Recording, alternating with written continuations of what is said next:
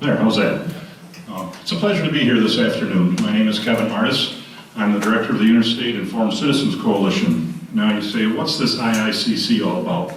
Well, I was a planning commissioner in my own township in Argyle, which is in Lenawee County.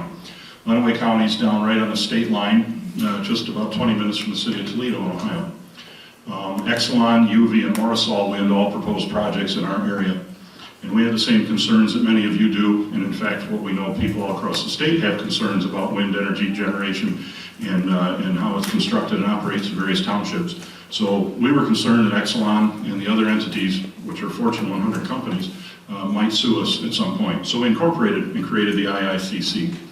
Now it's my understanding that one of the things that gets whispered around about us, and I hear this everywhere, is that we're funded by the Koch brothers, or that the gas and oil lobby are paying me to travel around the community. Well, first of all, my wife would say she would love to see those checks. Certainly not true.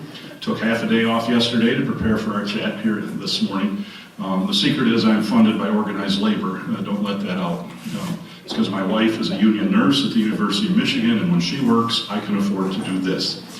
So it's a pleasure to be here today. I understand there was also a robocall that went around telling people this is basically a dangerous place to be. I wish Invenergy could be here next to me because I'm here to discuss facts. I've testified in front of members of Congress in Washington, D.C. I've testified on wind energy issues in front of the Ohio Public Utilities Committees, both in front of the Ohio Senate and in the Ohio House. I testify regularly in the state of Michigan in front of the House and Senate Energy Committees. I'm a trusted resource for them. Far from being a paid anti-wind activist, I work hard to represent citizens and to represent average ratepayers to make sure that you have a voice. Because I tell you, the entities with the deep pockets have a voice in Lansing. They are there. Every time I show up, Invenergy's there, Exelon's there, Detroit Edison's there, Consumers Energy is there. And when I stand up and testify at those meetings, usually I'm the only guy there not getting a paycheck. And I'm proud to be able to do that on your behalf today. So enough about that. So who is this guy? Well, I have a history degree from the University of Michigan. Of course, the Unabomber went to the University of Michigan too, so I'm not sure how much that means. I was the vice chairman of the Argyle Township Planning Commission for 6 years. I also worked at the Lenawee County level to develop ag land preservation plan. And I helped draft a wind energy ordinance, zoning ordinance that became a state model ordinance that was listed on a state website along with a number of other ordinances, and this is the list. See, Oliver Township is in there, Gratiot County's in there. Some of these are permissive, some of them are quite restrictive. And by the way, I'm not a lawyer. I do watch Law and Order, but I am not a lawyer. Nothing I say today should be construed as offering legal counsel. Developing wind energy ordinances that can withstand legal scrutiny is a specialty. It's important to retain experienced counsel in these matters. And I would say if there's any elected or appointed officials here, and I would say this in general to everybody when they're interacting with these officials, when these guys sign up for these jobs, when these ladies sign up for these jobs, they don't expect all the stuff that comes along with the wind zoning issue. I was minding my own business in my little township planning commission. There were 5 of us and 3 ladies who would knit in the front row. And that's what our meeting was like. And then when the wind guys showed up, there's 150 people in the meeting halls. Nobody signed up for that. And I do believe that most trustees and commissioners do their very best to take care of the people in their communities. It's a thankless task. And what the wind guys ask of our zoning boards is really difficult because of the way they ask it. And I will explain that to you as we go on a little farther. There's a reasonable way to zone for renewable energy projects driven by the principles of consent and compensation. And that can place the burden of deciding whether a given community hosts utility scale wind development or not in the hands of the private property owners and the leasing agents as opposed to the zoning board deciding for the entire community. That's the way it should be, and that'll become clearer as we talk. Now, Michigan has a lot of experience with wind. We have about 1,500 megawatts of wind installed. And with respect to zoning recommendations, under the Granholm administration, some guidelines came out that were very pro-wind. They recommended 1,000-foot setbacks from home and 55 decibels of noise limits. It was not a binding recommendation, but I can tell you in my township, they came and presented, the wind guys presented this on the table and basically said, this is what everybody's doing, you should follow these guidelines. Well, the experience has been a harsh teacher. Every major wind development in Michigan has produced complaints or legal action or political action like referendum and recall like you're experiencing here, be the project built or proposed. You can see there's my community, Where I live, 4 projects were rejected by the people in the community. Clinton County litigation, Gratiot County of Energy likes to claim that there are no noise complaints, but I talk to the people out there. There are complaints. Not unlike Huron County, the truth is when your county handles the zoning, you feel pretty powerless that your complaints are ever going to go anywhere. At least with township level zoning, you can talk to your friends and neighbors about your concerns. They're much more likely to come to the surface. Consider Garden Township in the Upper Peninsula in Delta County. They only have 14 turbines there. Heritage Sustainable built those turbines. They also have a development in Huron County called Big Turtle. 73 people living inside those 14 turbines in the Garden Peninsula signed a petition asking for relief from the noise. If you read the letter, they'll say, look, the wind guys told us it wouldn't be noisier than a dishwasher. They found out that the truth is something far different. They make the same claim everywhere. They told my planning board a turbine would be no louder than a quiet library. Anybody that lives around here who has a chance to go out and listen to a turbine when they're operating near full power will realize that a quiet library sounds nothing like that. Now, the state's latest publication regarding wind turbine setbacks and distance, this is not a recommendation. I see Invenergy circulated a paper out here that says the state never said any of this stuff. They now reference a paper that suggests 1.25 mile setbacks and noise limits below 40 decibels. But the state's not in the business of making recommendations for wind zoning. My point in presenting this is that the state has come an awful long ways from 55 dBA and 1,000 feet to even letting a document like this see the light of day. Now I'm going to talk about a few things that are not directly zoning related, but I'm going to bring them up because they come up in zoning context all the time. You'll hear people say in the meetings, well, we have to do something to protect the environment, therefore we maybe have to give a pass to the health, safety, and welfare aspects of this stuff. So I'm going to talk about a couple of these issues so you can understand the truth about what we've learned about wind in Michigan as an economical source of energy or as a cost-effective way of reducing emissions. We've spent about $3 billion, probably more now, on wind turbines in the state of Michigan. It's a poor environmental value. It's probably hard to read over here because it's in red, but what it says is that $3 billion of wind generation in Michigan at best has reduced our coal emissions by maybe 6%. Had we spent $3 billion on combined cycle gas turbine plants, we could have closed 50% of our coal plants and reduced CO2 by 25% and fine particulate emissions by 50% and mercury emissions by 50% had we just built gas instead of wind. That's not a good environmental value. MISO, our grid operator, you may have heard something about the Obama administration's Clean Power Plan. They did an analysis on the Clean Power Plan. MISO is objective as you can get. They said, look, the wind component, by building wind to comply with the Clean Power Plan, is by far the most expensive of the steps to reduce CO2 at $237 per ton. The other methods are much cheaper. In fact, they say what I've been saying for a long time, if you just build gas plants instead of coal, you'll reduce CO2 emissions at $38 a ton. Wind is at $237. Worse, this is an average for all of MISO, including Iowa and Minnesota and places with much more wind than in the state of Michigan. Our cost per ton of CO2 reduced in Michigan is going to be even higher. And Invenergy knows this better than anybody. This is one of their very fine combined cycle gas turbine plants. In fact, I think they're going to be building one in the Upper Peninsula because the coal plant up there is being phased out. They do a great job with combined cycle gas turbine plants.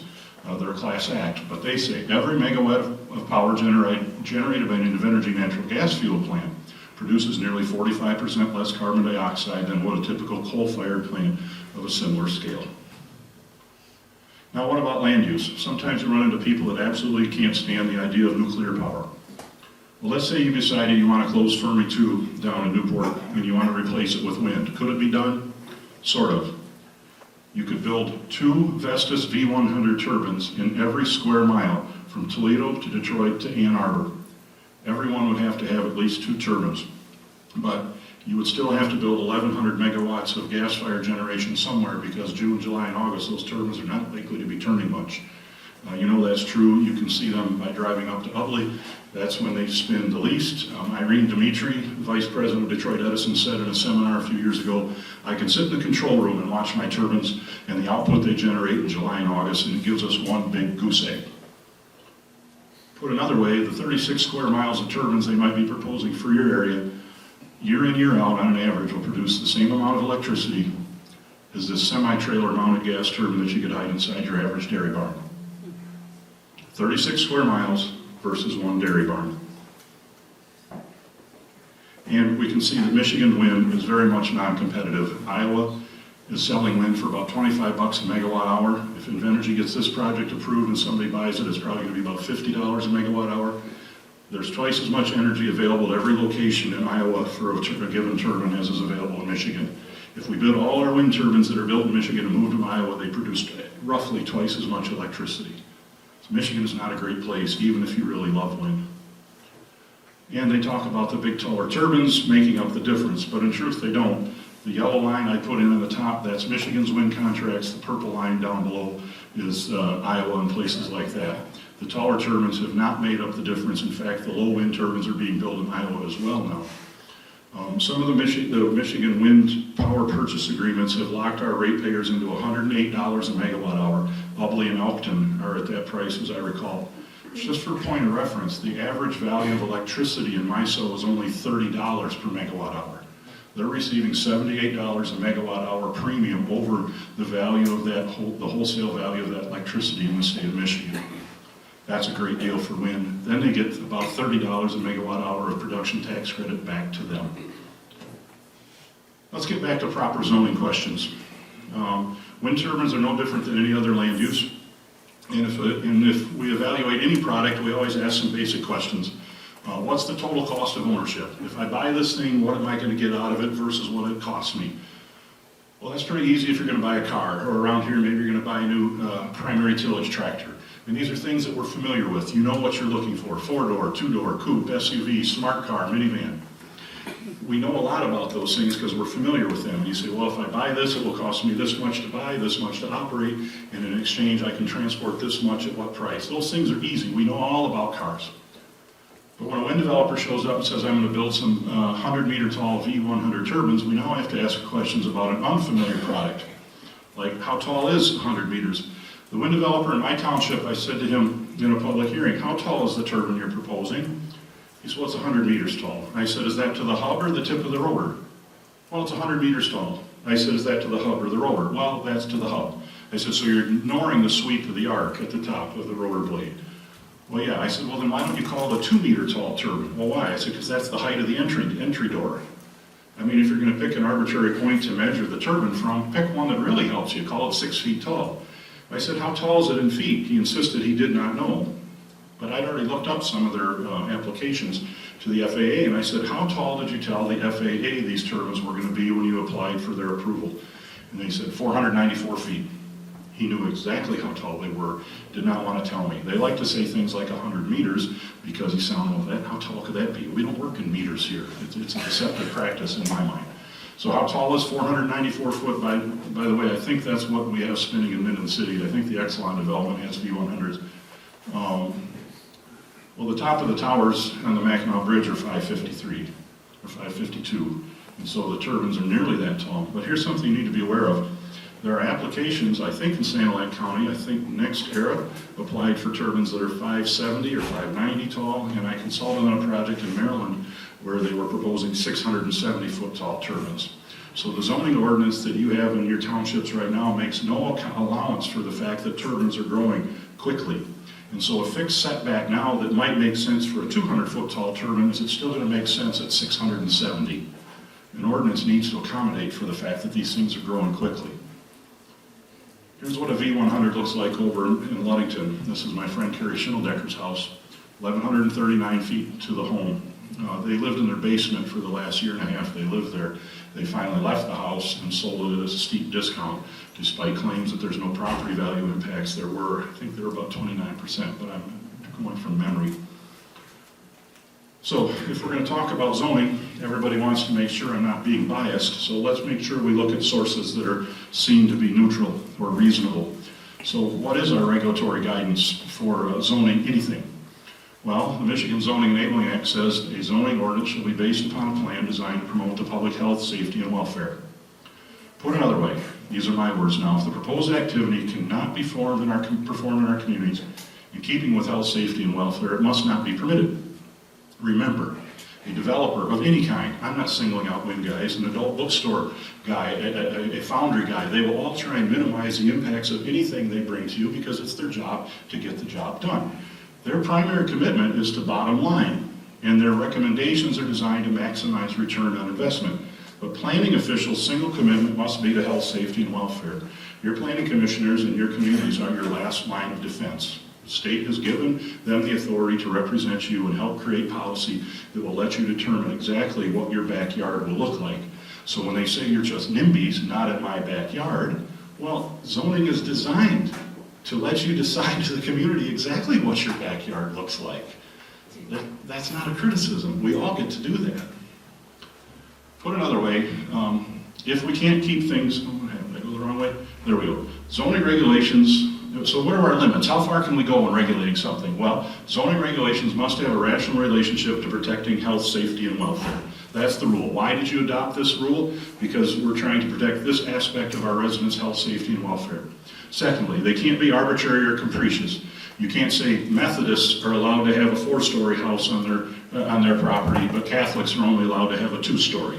Okay, that would be arbitrary or capricious. There's no rationale for protecting health, safety, and welfare. If a zoning regulation meets those criteria, it is almost unassailable in court. Reasonable zoning is very strong. We know this isn't true because this is true. When I was in Argyle earlier this year, was it? Invenergy was there, and what's often hinted about is that if you write zoning that's too restrict, we're going to take you to court and call it exclusionary zoning and you'll lose. Well, Township, south of here, had Invenergy try to build a project there as well. And the people there, over a number of years, wrote very strong zoning. I think it was over 3,000-foot setbacks. But again, that's from memory. I got too many of these ordinances swimming in my head. And Invenergy left. And I asked the Invenergy guy in Argyle, did you sue Township after they adopted that strong zoning? And he said, we wouldn't waste our money on that because you can't win. That also means if your community adopts very permissive wind energy zoning and you residents don't like it and you suffer harm and you decide to bring suit against your planning commission or your trustees, you also would not win. As long as they had a rational relationship to protecting health, safety, and welfare in that zoning ordinance, it's presumed to be valid. Your planning commissioners are not required to be experts on acoustics, on noise, on property values. They're required to do their very best with the information they're given and to make what seems to be a reasonable decision. Protecting health, safety, and welfare, however, is a sworn duty. Developers of any type are crafty and present many superficially enticing arguments and promises, but protecting health, safety, and welfare comes first. So here's some basic questions. Are any developers' profits more important than health, safety, and welfare? No. Are promised increases in tax revenue more important than health, safety, and welfare? Are claims of private property rights more important than health, safety, and welfare? Are claims of green jobs or emissions reductions more important than health, safety, and welfare? Of course, the answer is no. Of course not. State law binds us to meet those criteria, health, safety, and welfare. And remember, it is the health, safety, and welfare, not health, safety, or welfare that zoning commissioners are duty-bound to protect. Too often, health and safety are diminished in exchange for developers' promises of jobs or tax revenue welfare. But those promises are not contracts. Huron County has been looking at some of these numbers in the last year, saying this has not been the job creation bonanza that we were led to believe. So there are many parts of wind energy regulation that we could talk about. I'm not going to talk about all of them tonight, and you'll thank me for that because it gets really boring. I'm going to focus mainly on height, setbacks, decommissioning, property values, and a little bit noise. Mr. James is going to talk about the noise in detail. He's one of the country's leading independent experts on wind turbines and noise impacts. So what about height limits? I presume your townships around here will have something like a 40 or 50-foot height limit in your ag district for all structures except a grain leg or a silo or some such thing. Those are pretty common. We typically restrict homes in most residential districts to only 2 or 3 stories, even though 4 or 5-story homes can be built safely. So my point is, we don't have to prove that wind turbines are unhealthy or unsafe at a given height in order to regulate them, because we didn't have to do that with houses or silos or grain legs either. We just get simply to say, how tall of a turbine, how tall of a structure would you like to see? Wind turbines are no different. You can restrict their size for the sake of appearance. We might regulate billboards on appearance. This is a snippet from a zoning ordinance in North Dakota. The purpose of regulating signs in the county is to provide for visually pleasant environment and minimize potentially unsafe conditions while also offering opportunities for public and private information and advertising. They didn't have to prove that anybody's getting ill from this sign. to regulate it. They said, let's only make it this big. Why? Because how our community looks is important to us. The state gives you that authority.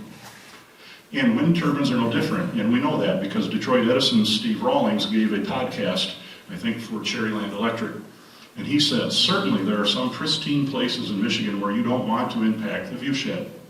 You take a situation like Leelanau County or the Old Mission Peninsula here in our region. By the way, that just happens to be the region where he lives. Certainly there are areas where it just, while it would be perfect economic sense and perfect placement for utility turbines, we probably don't want them as a region there. But it's obviously they were content to build them in Huron County. It must not be pristine enough is my assumption. I don't know. It seems like a dangerous statement to make. So how tall is too tall? Just like any other land use, it's up to you. You get to decide. Now, setbacks. I see Invenergy's flyer called these two documents out by name.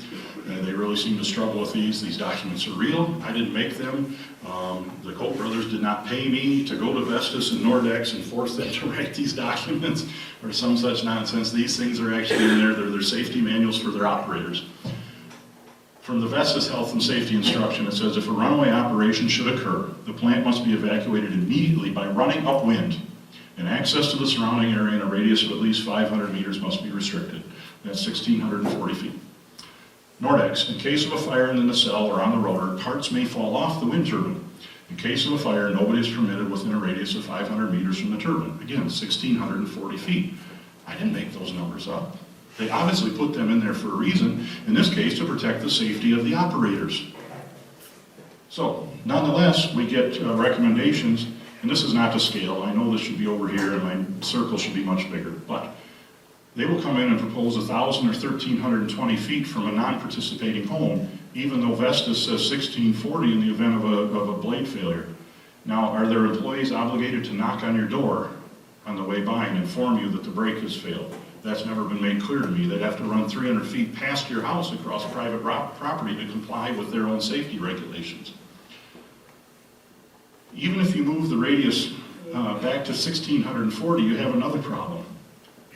You can't build on your property anymore here because that's part of the turbine setback zone. So now this farmer who doesn't have a contract has just lost the use of this property for his son who wants to join the farming operation, or a daughter who wants to build on their property. Maybe this is an 80-acre parcel. The zoning stripped him of the right to build that there, even though he doesn't have a contract and is not receiving any payment.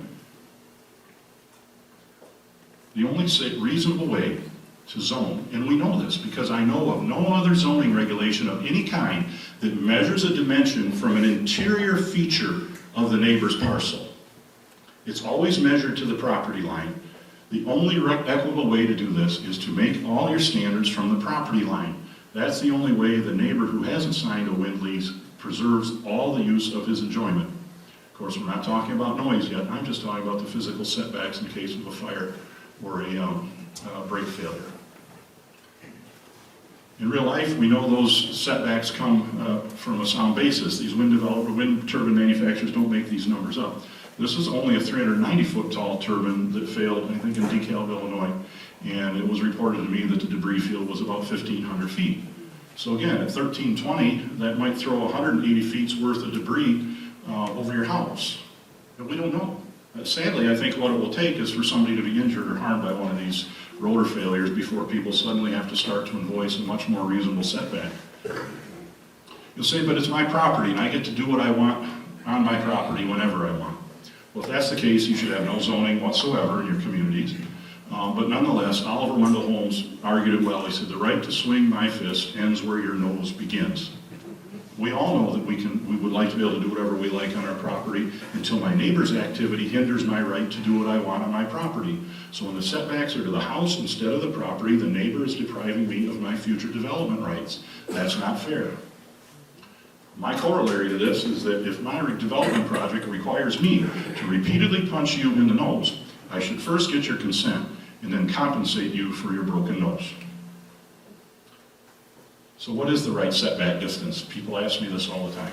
Well, if you're regulating the setbacks to protect families from fire or rotor failure, 1,640 feet, or you can use a multiple of turbine height, because we know turbines are getting bigger. Take the 594 foot 494 class, divide it into 1640 and use a 4 times multiple or 3 times multiple. Then as turbines get bigger, the setback increases, which is absolutely reasonable.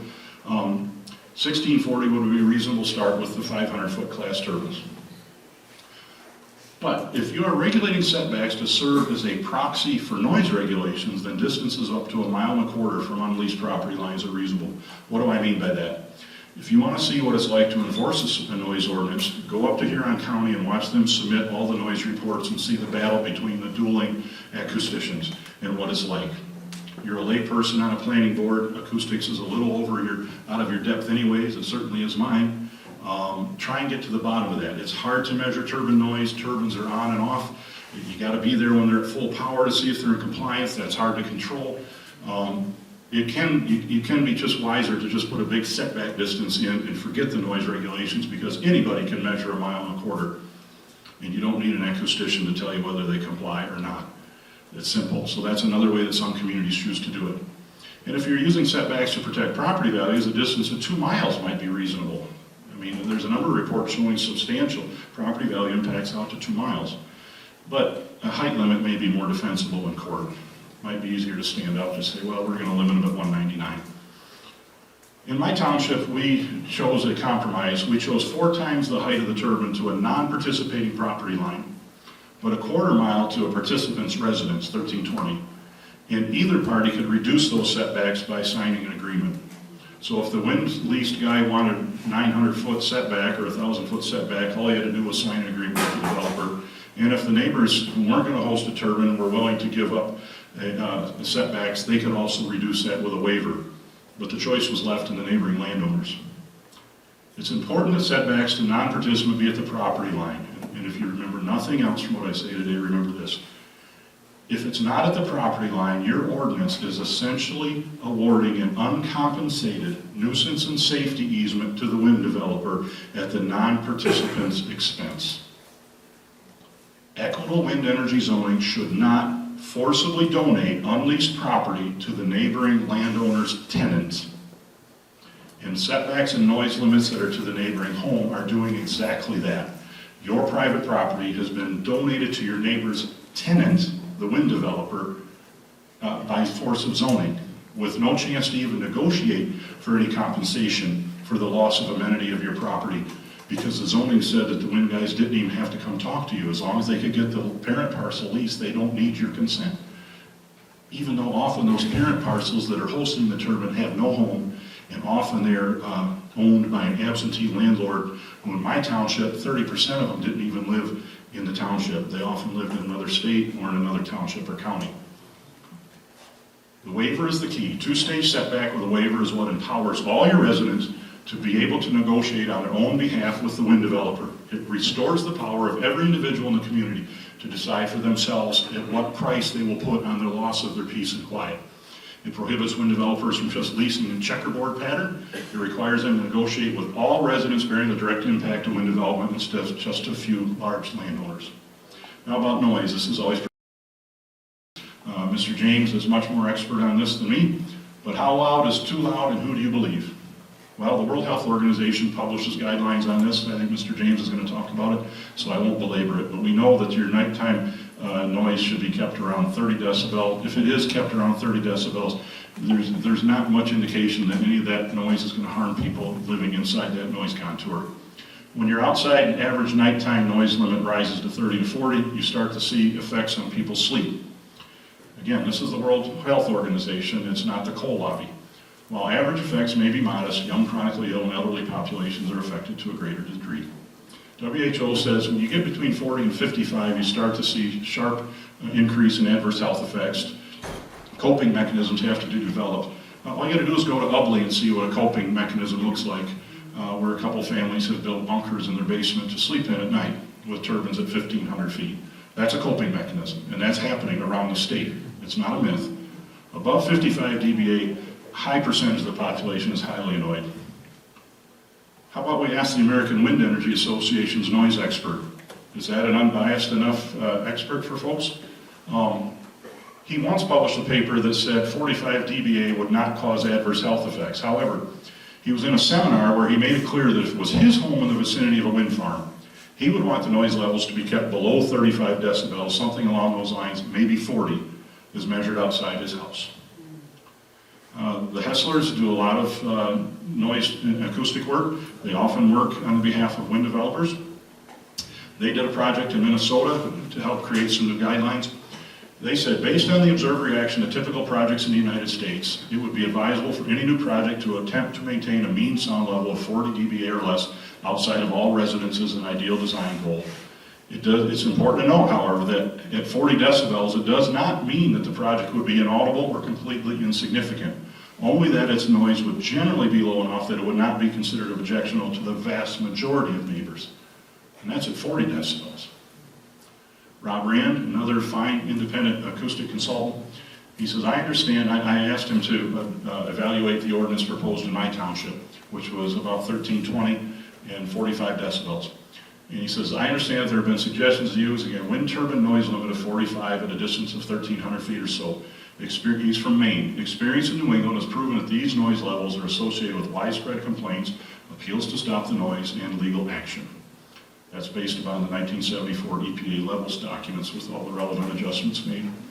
Even Vestas, the largest manufacturer of turbines in the world, says, Vestas also recommends that government supplement relative noise limits with a low absolute maximum in areas of very low background noise like quiet countryside, like here, which ensures minimal noise disturbance for turbines neighbors also in these places.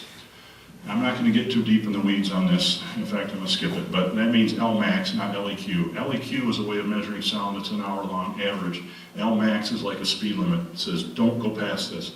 If the speed limit's 55 and you hit 56, you're guilty. You don't get to say, yeah, but Your Honor, if you average my speed over the last hour, I was only doing 52. That doesn't work too well. And I'm going to skip that slide. So here's what we did in Argyle. It's a compromise. We adopted a 40 decibel nighttime noise limit at non-participating property lines and a 45 decibel daytime noise limit.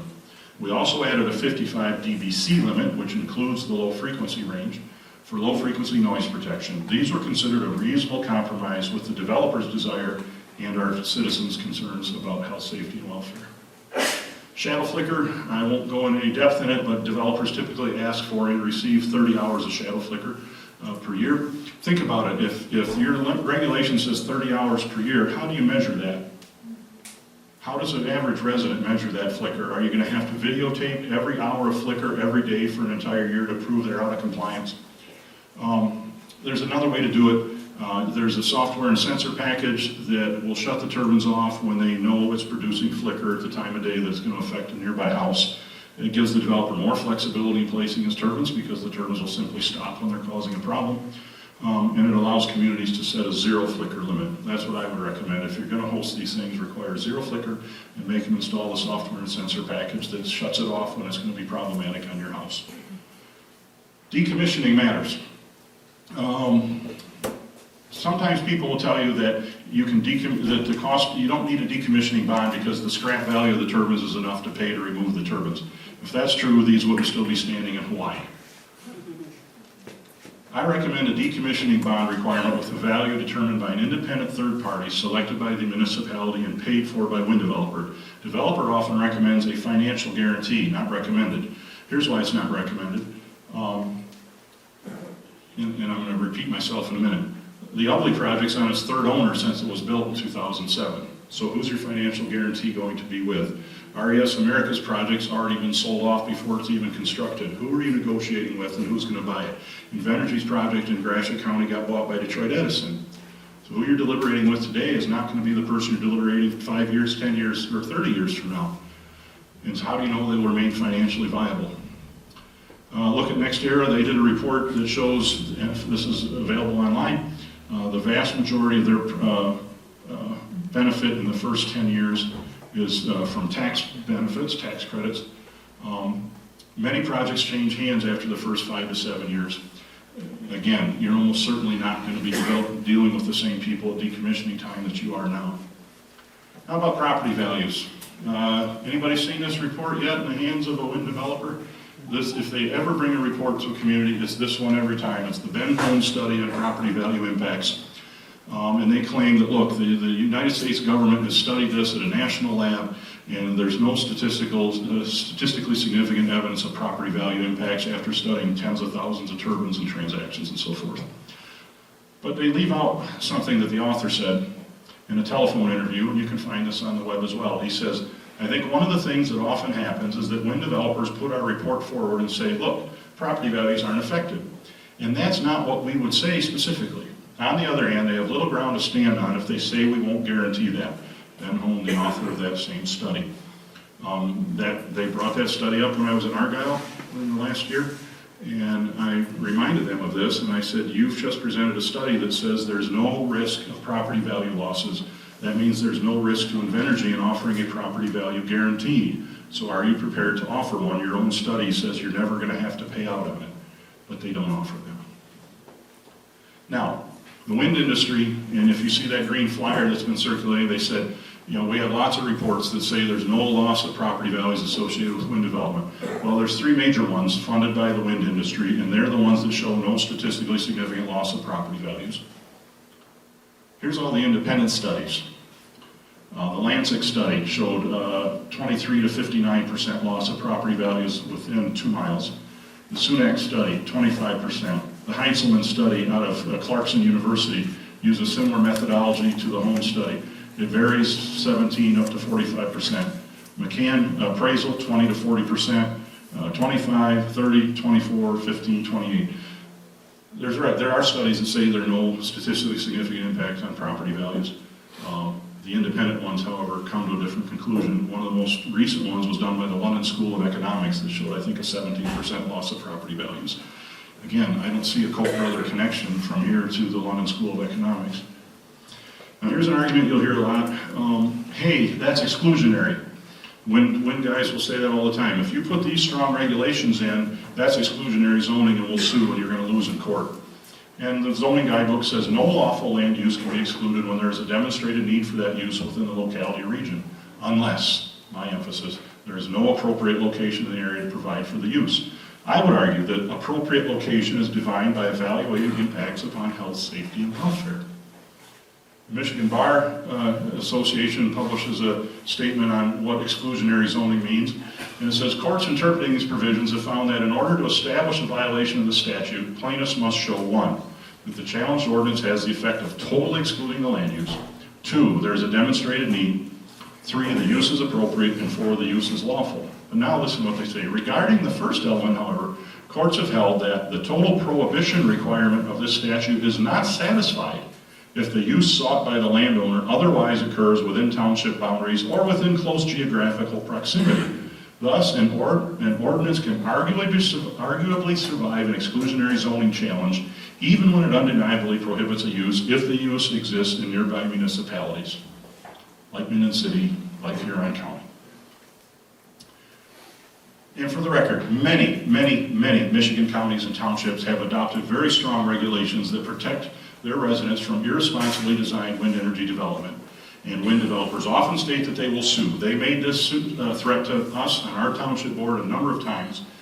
As soon as the referendum vote was complete there, and the people who wanted strong regulations won, 64 to 36%, as soon as that vote was counted, the wind developers left and canceled the leases. They did not sue, despite all the noise about suing. In fact, I know of no instance of strong township zoning ever being challenged in court since 2008. Wrapping up, most land use changes are pretty benign. Minimum lot sizes, sign ordinances. I mean, if your smallest lot that you can build a house on in your village is 60 feet wide and you change it to 70, there's not a real big impact on your community. Those things aren't such a big deal. Wind turbines, however, are a disproportionately large impact on your view shed, on your neighbors, on everything around you. Everybody knows that. When I was dealing with this in 2008, the only place we could go to see wind turbines was in Ubly or in Cadillac. And there were the 2 little ones at the Mackinac Bridge. There was no place to go see them. We had to drive up here to do our research. You guys don't have to drive very far. You probably have friends and neighbors living in the footprint of wind developments now, so you have a good idea of what they're like. Our township board and our residents finally decided that the change of land use was so massive and the impact so profound that they should not incur without the consent of all the impacted parties. 2 state setbacks with the waiver, both for noise and distance. require the developer to negotiate with everybody who's going to bear the impacts of the turbines. It is fair and equitable and reduces community division. Now, has anybody ever come into your planning commission or your trustee board and said, the light coming through my windows is too steady, could you make it flicker? Have they ever come in and said, the nighttime noise level is too quiet, could you raise it to 55 dBA from 25 dBA? Or my property values are too stable, could you build some 50-story industrial machines next door to put that value at risk? Nobody ever comes in and asks that of their planning board. They always ask for the opposite. Quiet, peaceful, protect my property values, protect us from conflicting land uses. The bottom line of zoning in state law is that we were here first. We get to decide. It doesn't matter how large or powerful the entity is, the 5 people on your trustee board have absolute ultimate authority to put in whatever regulations they wish, and whatever developer just has to live with it. The state has given them that much power. We get to decide. There are only 2 types of wind ordinances. I don't care how many you look at, there's only 2. The first is the one the wind developers seek, which basically grants them free use of the neighbor's property without their consent and without having to offer them compensation. The other kind is a reasonable one that demands that those easements that they're seeking across your property be negotiated individually and privately between the developer and the landowners rather than forced upon them by zoning regulations.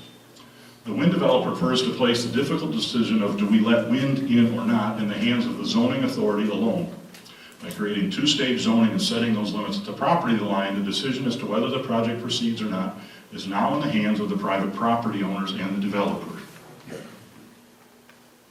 And here's a picture from DeKalb, Illinois, and you can see the various setbacks there. So that's all I have for you right now. Thank you.